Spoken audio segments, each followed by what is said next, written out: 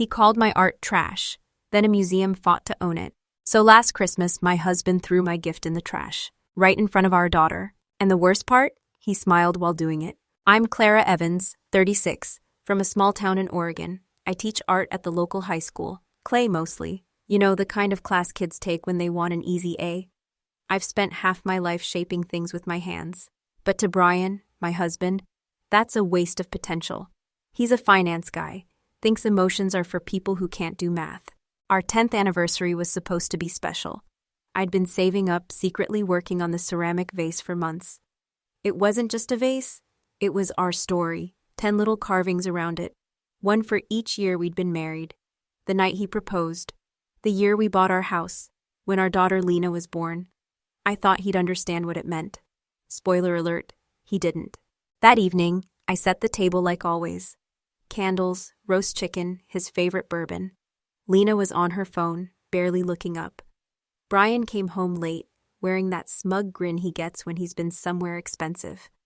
You'll love my gift, he said, tossing a velvet box on the table. Inside was a gold watch. Shiny, pretentious, something that screamed, I need people to know I have money. When it was my turn, I handed him the vase. My palms were sweaty. I know it sounds silly, but I felt like I was handing him my heart. He unwrapped it, looked at it for 2 seconds, and then laughed. That condescending laugh, the kind that says, God, you're pathetic. Not a nervous laugh, not a confused one. He said, You made this? Clara, this looks like something from a kid's art fair. Then right there, Tatar, in front of Lena, he dropped it in the trash bin. Thunk! The sound hit harder than I expected. Lena giggled, trying to impress him. Dad's right, Mom. You should sell those on Etsy. Maybe someone would actually buy them. Brian smirked. Maybe she can make one for Cheryl next time. She's got good taste. My stomach twisted. Cheryl, his business partner. I'd seen the way she looked at him, the way he smelled of her perfume after late meetings. But I said nothing, because women like me, we swallow things. We turn pain into quiet, into clay. The house went silent. You could hear the clock ticking. I remember staring at that trash can, the one sitting right between us, and thinking, that's me in there. That's what I am to him. I didn't yell. I didn't even cry. I just stood up, cleared the dishes, and said, Dinner's getting cold. He didn't look up. He was too busy adjusting that stupid watch on his wrist, the one that would, ironically, change everything later. That night, after they went to bed, I walked back to the kitchen. The candles had burned out, leaving little rivers of wax on the tablecloth. The vase was still there, half buried under coffee grounds and a crumpled receipt. My hands trembled as I picked it up. The glaze was cracked, but not shattered. Funny how some things survive what they're not supposed to. I washed it gently in the sink. The water turned gray, like it was carrying away everything I couldn't say. You ever realize your life is split into 2 parts? Before a sound and after it. For me, that thunk of the vase hitting the trash was it. Before that, I was trying to keep the peace. After that, I decided peace was overrated. But he didn't know it yet. You know that feeling when something inside you quietly dies? But instead of grief, it leaves behind this strange, dangerous calm. That's what I felt the next morning. I still made breakfast like always. Eggs, toast, coffee with 2 sugars, and a splash of cream. Old habits don't break. They fade. Brian barely looked at me as he scrolled through his phone, talking about the Henderson project and networking dinners. Lena was snapping photos of her outfit. A new designer jacket. A gift from Dad's friend Cheryl. She said it so casually, like Cheryl had always been part of our lives. That name again, it sat in my chest like a shard of glass. I smiled anyway. I even said, That's nice, sweetheart. Because that's what women like me do. We keep it together. We don't fall apart. We just harden. That afternoon, I went to the community art center, the only place that ever felt like mine. The smell of clay, the faint hum of the kiln. It's funny how something so ordinary can feel like therapy. I was teaching my Tuesday class. A bunch of retirees and one college dropout who swore clay was cheaper than therapy. One of my students, Margaret, noticed right away that something was off. She's 70, hands that tremble until she touches clay. You look like you've seen a ghost, Clara, she said. I told her I was fine, but she didn't buy it. She never does. When the class ended, she stayed behind, watching me clean the tools in silence. You ever notice how people only see value in something after someone else tells them it's worth something? She said suddenly. My husband used to call my quilts rags. The Smithsonian bought one after he died. She smiled, the sad little smile that carried a lifetime of knowing. Don't wait until someone's gone to prove them wrong. Her words stuck to me like clay dust, invisible but impossible to shake off. That night, after another dinner alone, I sat at the kitchen table with that same vase, the one Brian had thrown away. The crack down the side had dried into something almost beautiful. It looked like lightning frozen midair. I took out my brushes and paint, dipped them in cobalt glaze, and started tracing over the damage. My fingers turned blue, deep, bruised blue, and for the first time in weeks I didn't care. I felt alive, messy, free. When Lena walked in, she stared at my hands. "Mom, you're getting that stuff everywhere." I laughed. "Good, maybe something in this house will finally feel real." She rolled her eyes, the kind of teenage dismissal that says, "You'll never understand my world." But part of me didn't want to anymore. For days, I worked on that vase like it was a secret project the universe had assigned me.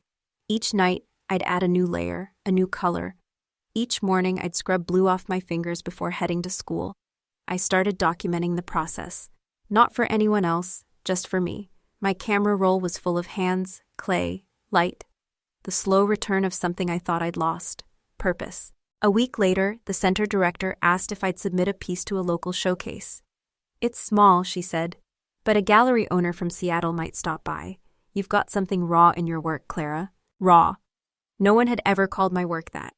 Brian used words like cute, crafty, or worse, sentimental. But raw, that sounded like a compliment that hurt a little. I hesitated. "I don't know, my husband." She cut me off. "Then don't tell him." That Saturday, I took the vase, now patched with streaks of gold and blue, and carried it across town wrapped in a towel. It wasn't perfect, but it was mine. The showcase was in an old firehouse converted into an art space. Creaky floors, bad lighting, the kind of place where people still believe in passion over profit. I set my piece on a wooden pedestal and left before anyone could judge it. 2 days later, my phone rang. The number was unfamiliar. "Clara Evans?" a calm, older voice said. "This is Eleanor Price from Harbor Street Gallery. I saw your vase at the showcase, the one with the blue repairs." My breath caught. "Oh, yes, it's just a personal piece." "It shouldn't be. That technique you used, the way you highlighted the cracks instead of hiding them, it's extraordinary. It's honest. I'd like to display it." I didn't know what to say. I'd spent years being invisible, to Brian, to Lena, even to myself.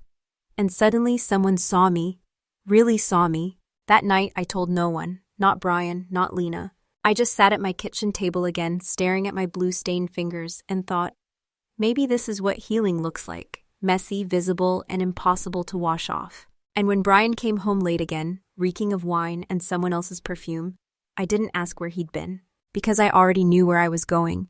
3 weeks after that phone call from Eleanor Price, I was standing inside her gallery, Harbor Street Gallery, a place that smelled like cedarwood and ambition. Every wall was filled with art that screamed confidence, not survival. I didn't feel like I belonged there, not yet. Eleanor looked at me over her glasses, that kind of look only older women who've survived every version of life can give you. "You've got something, Clara," she said. "And not the pretty kind, the kind that scares people a little." She meant it as a compliment, but it hit me like a warning. The vase, the one Brian threw away, sat on a pedestal in the middle of the room, repaired with gold and cobalt lines like veins of a living thing. Eleanor had titled it "The Gift from the Trash." I didn't even know she was going to call it that until I saw the little metal plate. I wanted to hide, but she smiled and said, "Honesty sells better than perfection." That night, the gallery buzzed. Champagne glasses clinked. People murmured phrases like texture, contrast, soulful imperfection. I didn't even know what half of them meant. I just stood there in my thrift store dress, pretending to be invisible, until one of the curators whispered, "Did you see the bid? 95,000 for that vase." My heart stuttered. 95,000. For something that had once sat in my kitchen sink covered in coffee grounds. I felt dizzy, not from the number, but from the irony. Somewhere in that moment, I realized I wasn't invisible anymore. And then, like bad luck always knowing when to show up, Brian walked in. He wasn't alone. Cheryl was right beside him. Tight red dress, fake smile, perfume like cheap victory. The crowd parted a little when they entered, because they had that money aura. But I swear I could feel my stomach twist like it was warning me. He spotted me almost immediately. "Clara," he said, voice dripping with mock surprise. Didn't expect to see you here. I smiled, calm, polite. You're standing in front of my piece, Brian. He blinked. Your piece? He looked at the title card, then back at me. This is yours? Yes, the one you threw away. For a second, he laughed. That same condescending laugh from our anniversary dinner. You're kidding. They're actually buying that? Cheryl leaned in, fake concern on her lips. Oh, Brian, maybe she finally found her calling. Dumpster art is trending, you know. The way she said it, like a knife wrapped in sugar, I almost admired the confidence. Before I could reply, Eleanor walked over. Ah, Clara, there you are. Congratulations, dear. It's officially sold. Brian turned sharply. Sold? For how much? Eleanor smiled that kind of old money smile, slow, deliberate. $95,000. You could have heard a pin drop. His jaw actually slackened. Cheryl's wine glass tilted slightly, spilling a little red onto her white clutch. He tried to recover. That's amazing. You know, Clara, maybe we can talk about ownership rights? I mean, technically, I paid for the clay, the tools. I raised an eyebrow. You paid for dinner that night, too. Should I credit you for that inspiration as well? His face flushed, part anger, part shame. Cheryl tried to step in. Let's not make this personal. It's just business. You could do well under our management, Clara. That was it, our management, the nerve. I took a breath, calm but sharp. Oh, you mean the kind of management where you sleep with the clients and lie about partnerships? Eleanor nearly choked on her champagne. Cheryl went pale. Brian sputtered something about professional relationships. I smiled sweetly. By the way, that watch you love, the one Cheryl got you, you might want to get it appraised. I'm sure it's as real as your integrity. He looked down at his wrist, confused, tugging at the strap. Cheryl's eyes darted away. And that's when Eleanor, bless her blunt soul, said, We had a jeweler at the auction tonight. I'm sure he'd take a look. The silence that followed was thick enough to drown in. They left a few minutes later, heads down, trying to look important. The crowd watched, whispering. Not loudly, but loud enough. And for the first time, I didn't feel humiliated. I felt weightless. Later, Eleanor came up to me, that soft glint in her eye. You know what I like about your work, Clara? It tells the truth. People pretend to want beauty, but what they really crave is honesty. I didn't know how to respond, so I just nodded. The truth was, I wasn't sure what to do with all that validation. For years, I'd been begging for it from one person who never cared. And now the world was handing it to me on a silver platter. That night, when I went home, I sat alone in my quiet kitchen, same sink, same light flickering above. But everything felt different. There was an envelope on the counter, legal papers, divorce settlement finalized. He'd signed. I don't know how or when he did it, but the timing was poetic. I poured myself a glass of wine, looked at my blue-stained hands, and laughed. You ever realize that sometimes revenge doesn't need fire or rage? Just peace? That's what this was. Not revenge, just balance.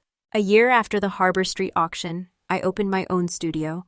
I called it Blue Hands. The name made people smile until they saw my fingers. Even now, no matter how much I scrub, there's still a faint tint of cobalt under my nails. It's permanent, like a scar that learned how to shine. The studio used to be an old bakery on the corner of Elm and 7th. The oven was still there, huge, heavy, perfect for firing clay. I turned the display window into a little gallery, nothing fancy, just shelves with crooked vases and imperfect bowls, all stitched with gold seams. I didn't polish away the cracks. I wanted people to see them, to understand that beauty doesn't always mean unbroken. Funny thing, the first few months most of my clients were women, divorcees, single moms, widows. They'd come in, sit quietly, shape something out of clay, and end up crying without even knowing why. I didn't say much. I'd just sit beside them, my hands covered in blue dust, and whisper, It's okay, you're not broken, you're just changing shape. Then one day she walked in, Lena, my daughter. She stood there awkwardly, holding her phone like a shield. I hadn't seen her much since the divorce. She'd chosen to stay with Brian. Not because she loved him more, but because he had the house, the money, and the kind of life that looked better on Instagram. I never blamed her. Kids chase light, even if it's artificial. Nice place, she said, scanning the room. Thanks, I replied, trying to sound casual. She hesitated, then blurted out, Dad's not doing great. I didn't react, though my chest tightened. She kept talking. Cheryl left. The firm dropped him after the thing with the auction went public. He's been drinking a lot, lost the house. I stayed quiet. For once, I didn't feel satisfaction, just pity. Not for him, but for the version of me that once begged for his approval. Lena's eyes softened. I saw your interview last week, on Channel 12. You looked happy. I smiled. I am. She looked around, fingers brushing a cracked bowl on the shelf. Can you teach me? She asked softly. And just like that, something that had been broken for years began to heal. We spent the afternoon working side by side, her laughter filling the room like sunlight sneaking through dust. She got frustrated when her bowl collapsed. I laughed and said, "See? Even clay has bad days." She smirked. Guess it runs in the family. For the first time in years, that sentence didn't hurt. It felt right. By the end of the day, her hands were blue too. She held them up, giggling. Great, now I'm cursed like you. No, I said, smiling. Now you're marked like me. That night, after she left, I stayed alone in the studio. Lights dim, the kiln humming softly behind me. I thought about everything. The humiliation, the silence, the gallery, the gold seams, even the blue stains. And I realized something. Every step that hurt was also the step that led me here. The next morning, I found a small envelope slipped under the studio door. Inside was a photo, the vase, my vase, displayed in the window of a new museum exhibition titled Resilience in Form. Attached was a note from Eleanor. Your story travels further than you think. A few months later, I was invited to speak at a conference in Seattle about art and healing. Standing on that stage, looking out at hundreds of faces, artists, survivors, dreamers, I told them the truth. I used to think clay was fragile. Turns out, it's people who are fragile. But the difference is, clay knows how to rebuild itself. The crowd went silent for a second. Then they stood up. I didn't cry, I just smiled. Because I knew somewhere, Brian was probably watching from that small apartment he now rented, realizing the vase he threw away had become the story that defined both of our lives. A few weeks later, Lena and I drove out to the coast. We stopped by the small antique store. On the shelf, buried between chipped teapots and dusty figurines, was an old vase, cracked, faded, forgotten.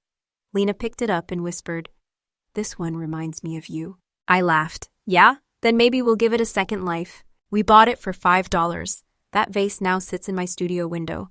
A reminder that even things no one wants anymore can still catch the light if you know how to look at them. Sometimes I still catch myself thinking about the woman I used to be, quiet, apologetic, scared to take up space. But then I glance down at my hands, still stained blue, and I smile. Those stains are proof that I touched something real, that I created, that I survived. So yeah, maybe Brian lost everything, and maybe I gained peace. Either way, balance restored. It's funny how quiet life feels once the noise fades. No drama, no chaos, no pretending everything's fine when it isn't. Just peace. The kind that doesn't need to announce itself. 2 years have passed since that night at Harbor Street. The vase, my trash miracle, as some reporter called it, now sits in a museum across town. They keep asking if I'd sell it, but I can't. It's not about money, it's about memory. Every crack in that vase holds a version of me I had to break to become whole again. Most mornings, I still open Blue Hands at 8 a.m. sharp. I brew coffee, hum old country songs, and check the messages pinned on our wall of light. It's something Lena suggested. A corkboard where visitors can leave notes about what they're healing from. There are hundreds now. Divorce, addiction, grief.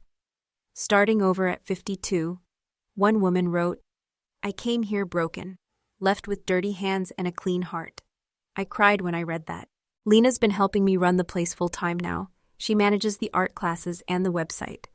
Every time I watch her laughing with customers, clay dust in her hair, I think, maybe everything really does come full circle. Sometimes she teases me. "Mom, you're basically a TikTok sound now. Everyone's quoting your line about peace as revenge." I laugh, but inside it feels surreal. People know my story. The world turned my pain into poetry. And then last month I ran into Brian. I was at a farmer's market buying flowers. He looked smaller, not physically, just deflated. He was carrying a few books, said he'd started teaching part-time at a local college. His voice was softer, humbled. He looked at my hands and said, "Still blue, huh?" I smiled. Still real. There was this long silence between us, not angry, not bitter, just final. He whispered, "I'm sorry, Clara, for everything." And you know what? I believed him. but I didn't need it anymore. I told him, I hope you find something that makes your hands dirty again. It helps. He smiled sadly, nodded, and walked away. That was the last time I saw him. And for the first time in my life, I didn't look back. Later that night, I sat in the studio alone, the kiln glowing like a small sun. I thought about all the versions of me. The woman who stayed quiet, the one who broke down, the one who fought back, and the one who forgave. And I realized something I wish someone had told me sooner. The light doesn't come when life gets easy. It comes when you stop being afraid of the dark. Now, when people ask me how I turned my life around, I just laugh and say, I didn't. I just stopped hiding from it. Because maybe that's what healing really is.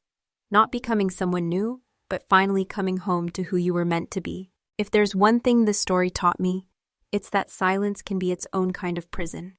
For years, I stayed quiet, letting people define my worth, shape my story, decide who I was. I thought being kind meant staying small, but kindness without boundaries isn't virtue, it's self-erasure. It took losing everything to see that sometimes life has to break you open just to show you what's inside. We spend so much time trying to hide our cracks, when really, that's where the light gets in. That's where the truth lives. I've learned that peace isn't what happens when life stops hurting. It's what begins when you stop needing approval to exist. You can't change people who refuse to see you, but you can choose to stop standing in the dark, waiting for their validation. Gold doesn't fear fire. My grandmother used to say that. Now I understand. The heat doesn't destroy what's real, it reveals it. So if someone has ever thrown you away, doubted you, or made you feel like you were too broken to rebuild, don't rush to prove them wrong. Just keep building, keep glowing. Let time be your loudest revenge. They finally apologized weeks later. I forgave them. But this time, on my terms. What about you? Have you ever turned your pain into something beautiful? I'd love to hear your story. Drop it in the comments. If this spoke to you, hit like, share it with someone who needs a little light today, and subscribe for more true stories of redemption, resilience, and quiet revenge. Until next time, take care of your heart, let your hands stay messy, and remember, even what's cracked can still hold the light.